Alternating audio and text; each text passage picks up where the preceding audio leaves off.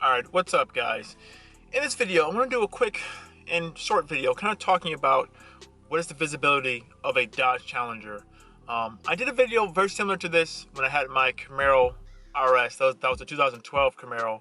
And I figured it would be good to do this for the same thing inside the Challenger. Because a lot of people have this type of question. What's the visibility? How bad is it? Can you really see? And yeah, I figured I'll give you guys like a kind of a first person perspective of what it's like to drive and like how well can you see out your blind spots and everything like that. So yeah, let me show you guys.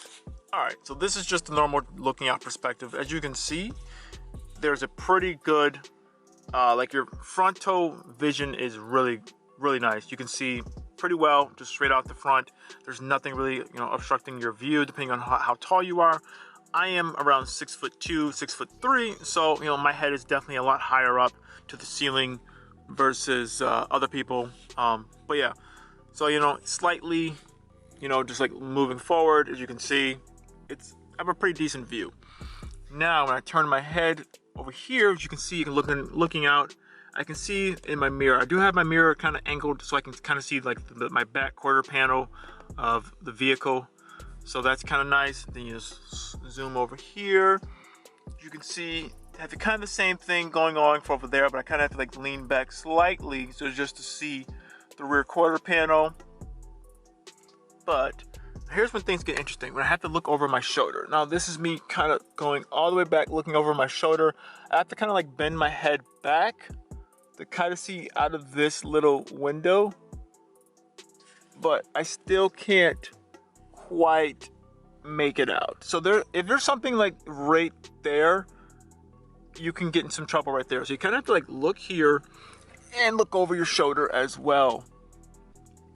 The nice thing is though I do have the back window, but going over to this side as well as I'm looking, the big problem is, yeah, obviously there's your chair kind of blocking directly over the view of the window. I have to kind of like go like that to kind of see, and then over there you're completely blind.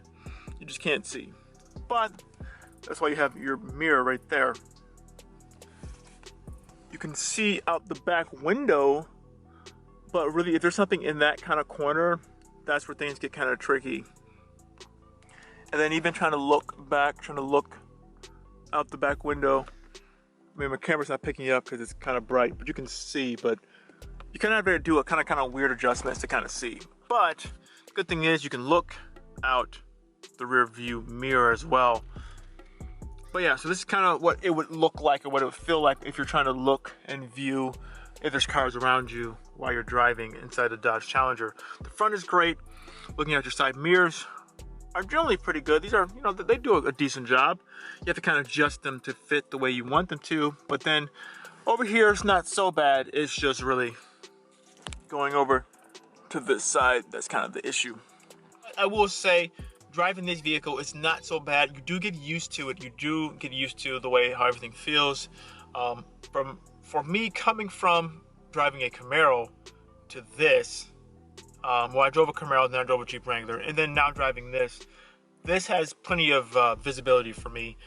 Yes, the only rear negative side is kind of this back passenger side. But once you kind of get used to the way that the car feels, it does go away. You do get used to it. As far as, this compared to the Camaro or the Mustang, I would say this has the best visibility, at least in my point of view. I haven't daily driven a Mustang or of any generation, but of being inside them and kind of like testing it out, how the blind spots are, I would say this is definitely a lot better than that. Yeah, I mean, take that with, its own grain of salt, because I own a Challenger, so but if you guys are interested though, or if you guys are curious, that's what my take is. I think the Challenger you can see pretty decently once you get used to it. But then again, inside any vehicle, once you drive it around a lot, you'll start to get used to it, and you'll start to get a sense of where things are. You just have to be careful when you're kind of merging over to your right or passenger side. Just be careful, and then kind of like look. If you have the blind spot detectoring, that helps out a lot. But if you don't, just be careful. But yeah, this is just a quick, short, easy video. Hopefully you guys enjoyed it. Hopefully this will help someone else out if you're trying to see what the visibility is of the vehicle, I'll leave inside the description below. I did the same style video for my Camaro 2012 if you guys are interested in seeing, even though the newer generations are slightly different, but you'll still get kind of a sense of how it is compared to the Challenger versus a Camaro as far as visibility and how everything feels. But with that in mind, thank you guys so much for watching this video. If you guys like this video, give it a like.